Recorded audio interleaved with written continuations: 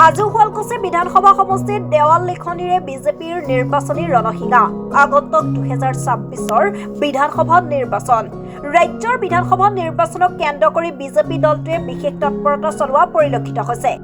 30 নং হাজো শুৱালকুছি বিধানসভা সমষ্টিৰ চুকে কোণে আজিৰে পৰা পদুম ফুলৰ প্ৰতীক চিহ্ন সম্বলিত দেৱাল লিখনিৰ বিজেপিয়ে নিৰ্বাচনী ৰণসিঙা চলোৱা পৰিলক্ষিত হৈছে।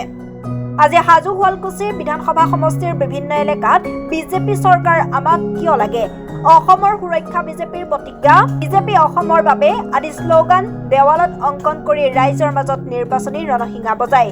এই কাৰ্যসূচীত বিধায়িকা সুমন হৰিপ্ৰিয়াৰ লগতে ৰাজ্যিক বিজেপিৰ কাৰ্যনিৰ্বাহক সদস্য প্ৰকাশ চন্দ্ৰ দাস, বিজেপিৰ অসম অনুসূচিত জাতি মৰ্চাৰ উপসভাপতি ডক্টৰ বেদব্ৰত পাঠক, বিজেপি নেতা বিপুল দাসকে ধৰি বিজেপিৰ দলীয় কাৰ্যকৰ্তা একাংশই অংশগ্ৰহণ কৰা পৰিলক্ষিত হৈছে। চিম্বল অংকনে দেৱাল অংকনেৰে আজি আমি যুদ্ধ ঘোষণা কৰিলো। 2026ৰ ৰণসিঙা বুজালো। আৰু আমি আগতেও পাইছিলো, যেতিয়া মহিষাসুৰৰ বিৰুদ্ধে যেতিয়া দেৱী দুৰ্গাই যুদ্ধ কৰিছিল, তেতিয়া শংখ ধ্বনি আদি উৰুলি আদিৰে তেওঁলোকে দেৱতাসকলে মংগল ধ্বনি কৰিছিল। গতিকে আমিও এই মংগল ধ্বনিৰে আমি ইয়াত যুদ্ধ ঘোষণা কৰিলো বিৰোধীৰ বিৰুদ্ধে। আৰু আজিৰ পৰা আজি আমি ভাৰতীয় জনতা পাৰ্টি আজি সমৰ যুদ্ধত আমি আজি সন্মুখীন হৈছো। ডক্টৰ হিমন্ত বিশ্ব শৰ্মাই আজি ৰাতিপুৱা 9টা বজাত যেনেদৰে আৰম্ভ কৰিলে দেৱাল লিখনে, আপুনি দেখিছে ধুনীয়াকে পদুম ফুলটো আঁকিছে। তেখেতে আঁকি দিয়াৰ লগে লগে সমগ্ৰ মানুহৰ বুকুত সেই পদুম ফুলটো সোমাই গৈছে। গতিকে মই ভাবো ৰাইজৰ মনত যি পদুম ফুল সোমাইছে, গতিকে আৰু ওলাই নাহে। গতিকে আজি তেওঁৰ মুখ্যমন্ত্ৰী ডাঙৰীয়াই দেৱালৰে লিখনৰ লগে লগে আমিও হাজো শুৱালকুছি সমষ্টিত ইয়াত যুদ্ধ আৰম্ভ কৰিছো। হয়, ৰাইজে উত্তৰ দিছে বিজেপি কিয় লাগে, কাৰণ আমি আপোনালোকক সুৰক্ষিত কৰিবলৈ চেষ্টা কৰিছো। আমি আপোনালোকক আত্মসন্মান দিবলৈ চেষ্টা কৰিছো। আজি দেখিছে বটদ্ৰৱাত, য'ত বটদ্ৰৱাৰ আগতে আমাৰ অস্তিত্বই নোহোৱা নিচিনা হৈ পৰিছিল, সেই বটদ্ৰৱাৰ এতিয়া দেখিছে আপোনালোকে এটা সৰগপুৰীত পৰিণত হৈছে। আমাৰ হাজো শুৱালকুছি সমষ্টিত আমি ওচৰতে, বেছি দূৰত যাব নালাগে। দেখিছে কেনেদৰে আমাৰ দোকনীয়া ৰিজাৰ্ভতো উচ্ছেদ আৰম্ভ হৈছে। গতিকে আমি যেতিয়া এটা অস্তিত্বৰ আগতে বিপন্ন আছিল, সেই অস্তিত্ব আজি এতিয়া আমাৰ হাতৰ মুঠিত আহি পৰিছে। আমি সুৰক্ষিত কৰিব পাৰিছো, সন্মানেৰে মহিলাসকলক ৰাখিব পাৰিছো। আৰু মহিলাসকলৰ যেতিয়া সন্মান ৰক্ষা হৈছে আমাৰ চৰকাৰ দিনত, গতিকে মই ভাবো যুৱ সমাজৰ কাৰণে আমি চিন্তা কৰিছো। আমিতো তেওঁলোকক অনুদান দি পেলাই, চকলেট লজেন দি পেলাই তেওঁলোককতো আমি কংগ্ৰেছৰ দৰে বনাই দিয়া নাছিলো হিতাধিকাৰী। আমি হিতাধিকাৰী দিছো হয়, বনাইছো হয়, কিন্তু তেওঁলোকক আত্মনিৰ্ভৰ হৈ নিজৰ ভৰিৰ ওপৰত থিয় হবলৈহে চেষ্টা কৰাইছো। গতিকে এইখিনিতে কংগ্ৰেছে ভুল কৰিছে। আমি ভাবো আমাৰ মহিলাসকলে নিজৰ ফালৰ পৰাও নতুন হিতাধিকাৰী সৃষ্টি কৰিব পাৰিব। যেতিয়া তেওঁলোকে মহিলা উদ্যমিতা আঁচনিৰ পইচা পাই পেলাই যেতিয়া তেওঁলোকে ব্যৱসায় কৰিব, নিজৰ ফালৰ পৰা কিমান আৰু সৃষ্টি কৰিব পাৰিব, তেওঁলোকে নিজে কিমান এমপ্লয়মেণ্ট দিব পাৰিব। গতিকে এই এটা পৰিৱেশ এটা আহিছে, ৰাইজৰ কাম কৰিবৰ কাৰণে কোনো মাজৰ মানুহ নাই। চাকৰি আমি দিছো, কোনো দালাল নোহোৱাকে চাকৰি দিছো। ইমানখিনি চাকৰি দিব পাৰিছিল জানো আগতে? গতিকে ইমানখিনি কাম কৰাৰ পাছত আৰু সমগ্ৰ ভাৰতত অসমৰ নাম এতিয়া জিলিকি উঠিছে।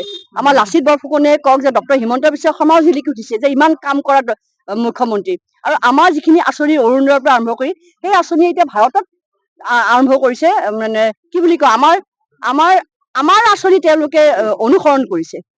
আমাৰ অৰুণোদয়, আমাৰ উদ্যমিতা আঁচনি বিহাৰ পৰা আৰম্ভ কৰা ৰাজস্থান, মধ্যপ্ৰদেশ। গতিকে আমাৰ চৰকাৰৰ কথাই সুকীয়া, আমাৰ ডক্টৰ হিমন্ত বিশ্ব শৰ্মাৰ আঁচনি, মিছন, ভিজন সেইখিনি সুকীয়া। গতিকে ৰাইজ আমাৰ লগত আহি পৰিছে। য'ত তেওঁলোকে সন্মান পাব ত'তহে থাকিব। গতিকে সেইখিনি সন্মান আমাৰ চৰকাৰে দিব পাৰিছে। আৰু মই 10 তাৰিখে আমাৰ মহিলা উদ্যমিতা আঁচনি আমি চেক বিলাম। ডক্টৰ হিমন্ত বিশ্ব শৰ্মাৰ নেতৃত্বত তেখেতে 35,000 মহিলা উদ্যমিতা আঁচনি চেক বিলাব। আৰু সেই 35,000 মহিলাই যেতিয়া চেক পাব, গতিকে সেই 35,000ৰ পৰা আৰু 35,000 তেওঁলোকে নিজে সৃষ্টি কৰিব পাৰিব। গতিকে সেয়েহে চৰকাৰ, এনেকুৱা চৰকাৰ আপোনালোকে আগতে কেতিয়াও শুনা নাছিল যে এনেকে এখন চৰকাৰে কাম কৰে। মই বহুত ভাগ্যৱান যে ডক্টৰ হিমন্ত বিশ্ব শৰ্মাৰ নেতৃত্বাধীন চৰকাৰৰ এজন বিধায়ক হিচাপে মই বহুত ভাগ্য কৰিহে মই ভাবিছো মই এই স্থান লাভ কৰিবলৈ সক্ষম হৈছো, য'ত ৰাইজে ইমান কাম কৰিছে। আগৰ দিনত বিধায়কসকলে খেদা খায়, কাম নকৰা বিধায়ক বিলাকে কিমান খেদা খায়। আমাৰ ভাৰতীয় জনতা পাৰ্টিৰ ক্ষেত্ৰত আপোনালোকে দেখিছে যে ৰাইজৰ এনেকে ধৰণৰ আমাৰ আঁচনিহে আমি দিবলৈ বাধ্য। আমি ৰাইজৰ ওচৰৰ আঁচনি নিজে আহে, আমাৰ সেই ব্যৱস্থা আছে। গতিকে ইয়াত এতিয়া আমাৰ ভাৰতীয় জনতা পাৰ্টিৰ মুখ্যমন্ত্ৰী নিজে কৈছে, আমাৰ ভাৰতীয় জনতা পাৰ্টিৰ প্ৰতিজন বিধায়কে ইমান কাম কৰিছে, আমি কাক চাম কাক নাচাম। গতিকে সেয়েহে আমি কৰ্তব্য হিচাপে কাম কৰো। কিছে মুখ্যমন্ত্ৰীয়ে বিবেচনা কৰিব, পাৰ্টীয়ে বিবেচনা কৰিব, কিন্তু যেনেকুৱাই বিধায়ক নহওক কিয় কিন্তু ৰাইজৰ লগত থকা বিধায়ক হলে আমি ভাল পাওঁ। মানে মুখ্যমন্ত্ৰী যোৱাকালি কৈছে যিহেতু নতুনকে বিকশিত সমষ্টি হৈছে নতুন মুখ দেখা পোৱা যায়। হয় হয়, হাজো শুৱালকুছি সমষ্টিটো এতিয়াতো যিহেতু আমাৰ অনুসূচিত জাতিৰ কাৰণে ৰিজাৰ্ভ হ'ল, এতিয়া নতুন মুখেই হ'ব, কিন্তু যি বিধায়কে নহ'ব ৰাইজৰ লগত থাকিব লাগিব। কোনো বিধায়ক হিচাপে এয়া থাকিব নালাগিব যে মই বিধায়ক, অহংকাৰ থাকিব নালাগিব। অহংকাৰ শূন্য হৈ যিজন বিধায়কে ৰাইজৰ কাম কৰিব তেওঁকে ৰাইজে আঁকোৱালি ল'ব। কাৰণ হাজো শুৱালকুছিৰ ৰাইজ মানুহে গম নাপায়, বাহিৰৰ মানুহে ইমান অন্তৰখন খোলা, আৰু যাক ভাল পায় অতি ভাল পায়। মানে যাব নিদিব আপোনালোকক। 5 বছৰটো নালাগে, 10 বছৰ ৰাখি থব কনফাৰ্ম। মই এতিয়ালৈকে কিন্তু হাজোত বিৰোধী দেখা নাই, কোনো পাৰ্টীয়ে দেখা নাই। মই যদি বিনা প্ৰতিদ্বন্দ্বিতাৰে নিৰ্বাচিত হয় কিন্তু আচৰিত নহব আপোনালোকে, আৰু হয়তো বিনা প্ৰতিদ্বন্দ্বিতাৰে হাজো শুৱালকুছি নিৰ্বাচিত হ'ব। Bureau report, voice 365।